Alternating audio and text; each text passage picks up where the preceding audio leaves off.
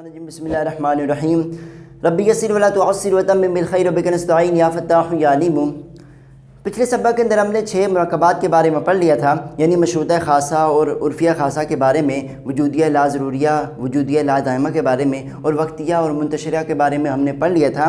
ان میں سے ایک رہ گیا تھا ممکنہ خاصہ، ممکنہ خاصہ، اس کے بارے میں ہم پڑھتے ہیں۔ کہتے ہیں وَمِنْهَا الْمُمْكِنَةُ الْخَاصَةُ، اور انہی میں سے ایک ممکنہ خاصہ بھی ہے، وہی التی، اور یہ وہ ہے حکم فیہا، جس کے اندر حکم لگایا جائے بارتفاع ضرورت المطلقہ، ضرورت مطلقہ کے اٹھ جانے کا، جس کے اندر حکم لگایا جائے ضرورت مطلقہ کے اٹھ جانے کا، عن جانبی الوجود والعدم جمیعا، وجود اور عدم دونوں جانب سے، وجود اور عدم دونوں جانب سے۔ ہم نے ممکنہ عامہ کے بارے میں پڑھا۔ ممکنہ عامہ کسے کہتے ہیں کہ جس کے اندر جانب مخالف سے ضرورت کا سلب ہوتا تھا، جانب مخالف سے ضرورت کا سلب ہوتا ہے، اسے کیا کہا جاتا ہے؟ ممکنہ عامہ کہا جاتا ہے۔ مثال کے طور پر ایجاب ممکن ہے تو سلب ضروری نہیں ہے۔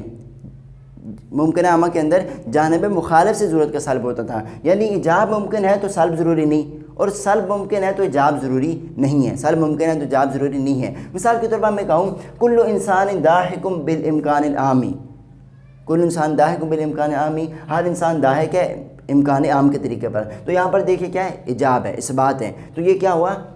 موجبہ ممکنہ، موجبہ ممکنہ۔ تو ایجاب ممکن ہے تو سلب ضروری نہیں ہے، اس کا سلب ضروری نہیں ہے۔ اس طرح سلب ممکن ہے، مثال کے طور پر میں کہوں لا شیء من الانسان بضاحک بالامکان العامی، نہیں ہے کوئی انسان ضاحک امکان عام کے طریقے پر۔ تو یہاں پر دیکھو یہ کیا ہے؟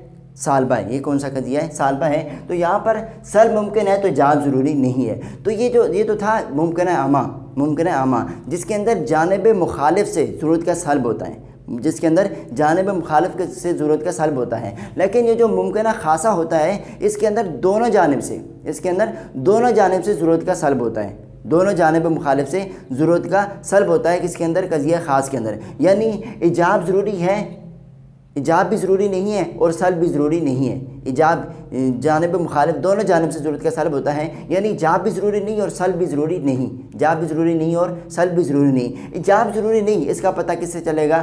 سالبہ ممکنہ عامہ سے، اور سلب ضروری نہیں، اس کا پتہ کس سے چلے گا؟ موجبہ ممکنہ عامہ سے، کس کا کیا پتہ چلے گا؟ تو 2 قضیے ہو جائیں گے، کس کے اندر؟ ممکنہ خاصہ کے اندر۔ کون سے؟ ممکنہ عامہ کے 2 قضیے ہو جائیں گے۔ کون کون سے؟ موجبہ ممکنہ عامہ اور سالبہ ممکنہ عامہ، سالبہ ممکنہ عامہ۔ تو یہ جو ممکنہ خاصہ ہوتا ہے، اس کے اندر دونوں جانب سے،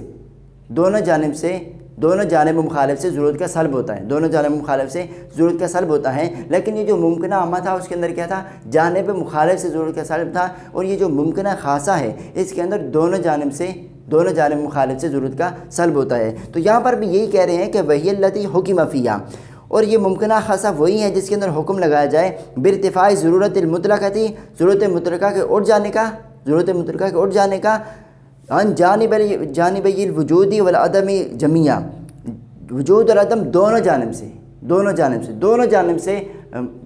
جانب مخالف سے ضرورت کا سلب ہوتا ہے، اسے کیا کہا جاتا ہے؟ ممکنہ خاصہ کہا جاتا ہے۔ قولی کا، جیسے مثال کے طور پر آپ کا قول بالامکان الخاص کل انسان ضاحک، بالامکان الخاص ہر انسان کیا ہے؟ ضاحک ہے، انسان ضاحک ہے۔ تو بالامکان خاص کا مطلب ہوتا ہے کہ دونوں جانب مخالف سے ضرورت کا سلب ہو، دونوں جانب سے ضرورت کا سلب ہو۔ پہلی جانب کون سی ہوگی؟ یعنی ضاحک، انسان کے لیے ضاحک ہونا ممکن بھی ہے اور ضاحک ہونا ناممکن بھی ہے، ضاحک ہونا ممکن بھی ہے اور ناممکن بھی ہے۔ دوسری جانب کون سی ہوگی؟ یعنی انسان کے لیے ضاحک ہونا ضروری بھی ہے اور کیا ہے؟ نہ ضروری بھی ہے، ضروری بھی نہیں ہے۔ تو یہ بالامکان خاص کا مطلب ہوتا ہے دونوں جانب مخالف سے ضرورت کا سلب۔ اس طرح میں کہوں بالامکان الخاص لا شیء من الانسان بضاحک، نہیں ہے کوئی انسان ضاحک بالامکان الخاص، بالامکان الخاص۔ تو یہاں پر بھی کیا ہوگا؟ انسان کے لیے ضاحک ہونا ضروری بھی ہے اور انسان کے لیے ضاحک ہونا ضروری بھی نہیں ہے، انسان کے لیے ضاحک ہونا ممکن بھی ہے، انسان کے لیے ضاحک ہونا ممکن بھی نہیں ہے۔ تو ممکنہ خاصہ کے اندر کیا ہوتا ہے کہ دونوں جانب مخالف سے ضرورت کا سلب ہوتا ہے، دونوں جانب سے مخالف سے ضرورت کا سلب ہوتا ہے۔ تو یہ 7 مرکبات ہم نے پڑھ لیے۔ آگے کہتے ہیں فصل، لہذا فصل الدوام اشارۃ، میں نے بتایا تھا کہ جب لا دائمن کے ذریعے اشارہ کیا جائے تو کس کی طرف اشارہ ہوگا؟ مطلقہ عامہ کی طرف، اور جب لا ضرورت کے ذریعے اشارہ کیا جائے تو کس کی طرف اشارہ ہوگا؟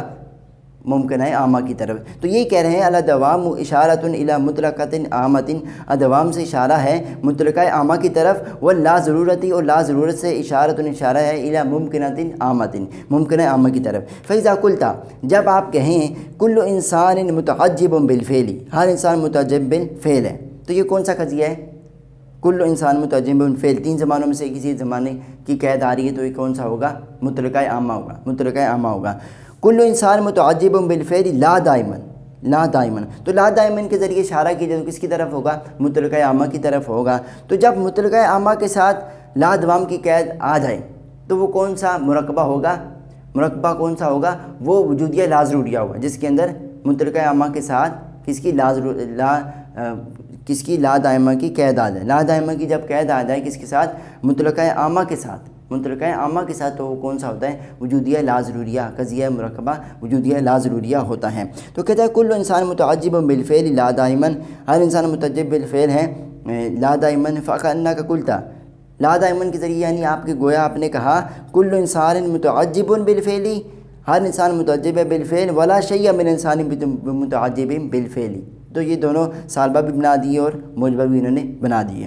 وَإِذَا قُلْتَ، اور جب آپ کہیں کل حیوان ماشٍ بالفعل لا بضرورت، اب یہاں پہ کل حیوان ماشٍ بالفعل، یہ بھی کون سا قضیہ ہے؟ مطلقہ عامہ ہے، اور لا آگے لا بضرورت کے ذریعے اشارہ ہے ممکنہ عامہ کی طرف۔ تو جب ممکنہ لا بضرورت کے ذریعے ممکنہ عامہ کی طرف اشارہ کیا جائے، لا بضرورت کے ذریعے، وہ کون سا قضیہ ہوتا ہے؟ وہ ایک ہی قضیہ ہوتا ہے، وہ کون سا ہے؟ ان میں سے ایک ہی قضیہ ہے، وہ کون سا ہے؟